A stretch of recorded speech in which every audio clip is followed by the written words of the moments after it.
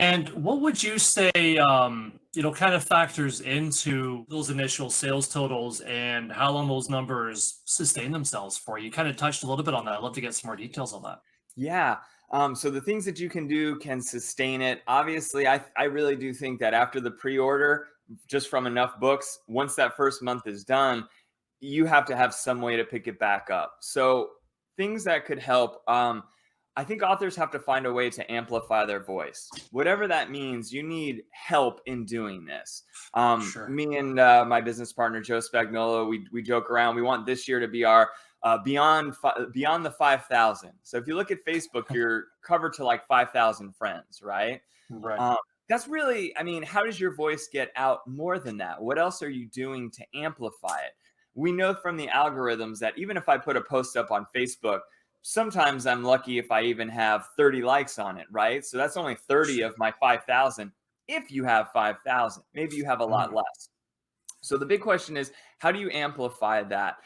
Ways to do it would be through newsletters. So an author should have their own newsletter.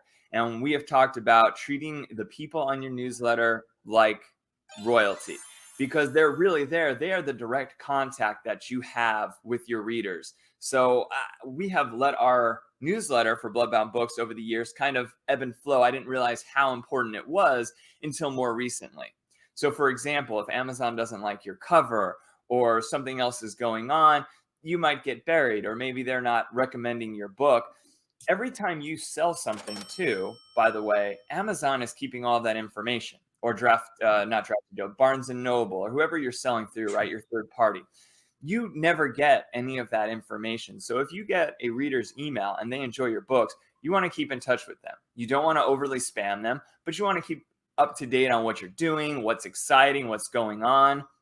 I talked to one author, since he is not a publishing company, obviously, it's just him. He will only do about 5 to 6 for the entire year, but they're big okay. ones and they're engaging. So he finds a newsletter to do that. Some of Oh, the other things that you can do are paid promotion. So those would be newsletter sites. They've already gathered emails. Now, again, there are ways to access those emails so that you can have them. I can get into later if you want to ask me, but you might just pay $15 or $20 so that they can shoot something out to their readers who are honed in on horror. So if you do thrillers, if you do mystery, if you do action adventure, romance, whatever genre you are in, they have accumulated a list. Now, the more emails they've gotten, like a book club, you can't just buy yeah. those. You have to apply and they're going to vet you. And so Hmm. it's really important that you're giving them your best work, but they'll hit a lot of people out. We've had book clubs that have moved 10,000 copies before, you know? Oh, wow. Granted, they were either 99 cents or free, so you don't necessarily Yeah. see the money, but you all of a sudden hit this many people who have loved the book, and now they can follow you on Amazon, they can look for you in other places, and maybe you can connect. But that's a huge way of boosting those sales again.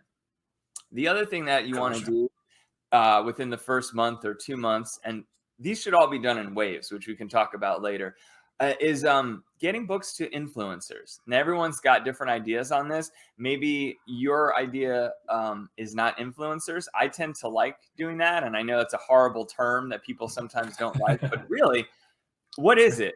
These are people who go on the internet and talk about books they love, right? Like, that's exactly what authors are looking for. Hmm. It is very difficult to, like, I send out books all the time to these people. Sometimes they do like them, sometimes they don't. What's it cost me? $7, a couple bucks for the book, a couple books for media mail. If they love it, they talk about it, and you've essentially paid for advertising for $7 to $14. You've gotten like an ad on TikTok, you've gotten an ad on Instagram, and you didn't have to do Right. anything. And it's real. That's the Yeah. most important part, is that it's real. So we'll send out like a ton of books. So like all in December, I sent out books, and then suddenly in January, end of January, every day I'm getting like tags, right? And someone new is saying, "Oh, I got this book from Bloodbound Books. I just finished this one. I loved it. I loved it." All of a sudden, for like a week straight, you're getting tags about your book from the 20 different influencers that you sent it to, right? And then that wave goes down again, and you wait. And probably your sales are going to pick up because all of a sudden you've got all these things on social media. That's amplified your voice because there's no way you could have reached as many people Also, there's no way I want to get in front of a camera and talk about books. I'm actually not very good at it, despite being on the podcast, despite my best trying, right?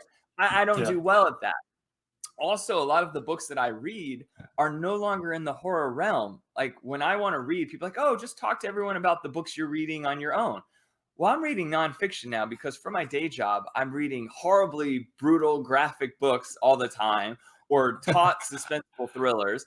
I go through tons of short stories. I go through Yeah. tons of submissions. So at the end of the day, I no longer want to get and make content and do that. I want to read a very nice book. Maybe I want to read a spirituality book. Maybe I want to do something on the history of Rome or ancient Greece. I don't actually want to. And it turns out that the people that follow me don't actually want me to tell them about ancient Greece or ancient Rome either. They want to, right? They're not there for that. So we're working together. So I think those three ways are ways that you can amplify your voice. And I know I rattled on. So again, it's newsletters that are your own.